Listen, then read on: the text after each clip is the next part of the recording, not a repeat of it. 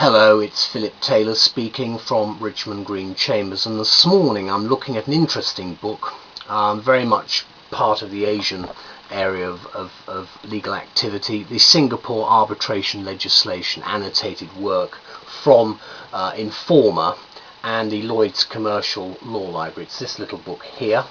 It's a very light book, 200 odd pages, written by Professor Robert Merkin and Johanna Hjalmarsson, I think is how she pronounces her name. It's a very detailed book, lots of useful cases, and then we move from that into the legislation itself, and you can see what the legislation has. You can also notice very detailed footnotes which refer directly to the Lloyd's reports.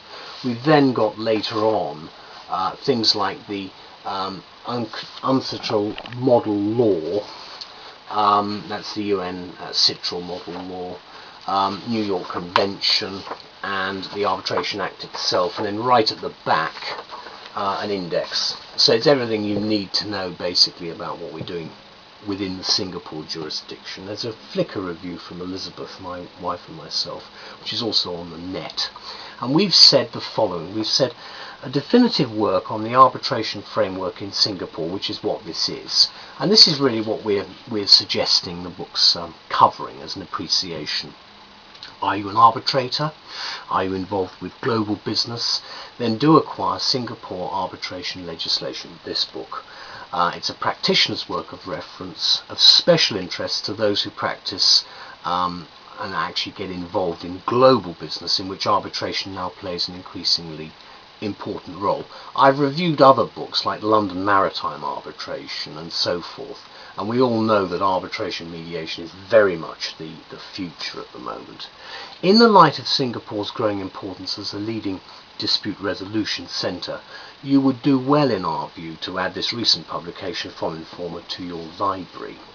As it's got an annotated text on arbitration legislation in Singapore, which will not be familiar, of course, to many people, wasn't something I knew a great deal about until I started having a detailed look at the book.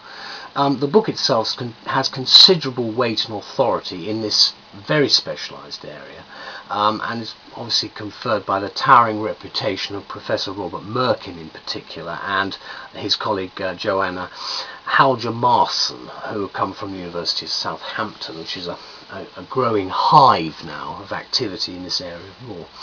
One of the few academic references of its kind in this specialist area, the book will certainly familiarise you with the structure, not to mention the complexities, of all aspects of arbitration practice in the Singapore jurisdiction, which operates two systems of arbitration law, one for international arbitrations and the other for domestic arbitrations.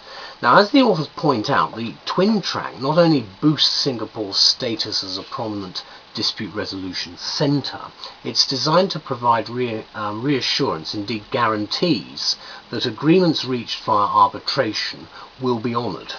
Also, as Singapore has adopted the UN CITRAL model law on arbitration 1985, the book should be of interest not just to Singapore specialists, but I think to all arbitrators.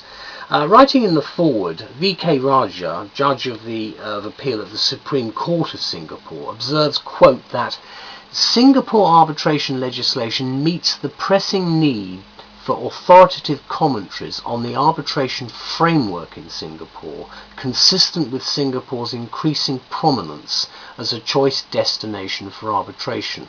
Now, there are going to be people who perhaps necessarily agree with that, but however, Singapore is emerging in that particular way. The text provides any number of examples of both Singapore and comparative case law, with both the Singapore International Arbitration Act and our Arbitration Act extensively yet succinctly annotated, as with the UN CITRAL model rules. The rules of court and the rules of the Singapore International Arbitration Centre are dealt with in parts 4 and 5, and there are extensive tables of cases which I showed you earlier. It's a timely, pertinent book in our case, which is up to date at the end of January 2009, so it's a little older than some of the other books I've recently reviewed, but it's a must for your arbitration library, and it's interesting to see a way in which Singapore approaches the problem. So thank you very much to Informa and Lloyd's for this excellent new work. Bye bye.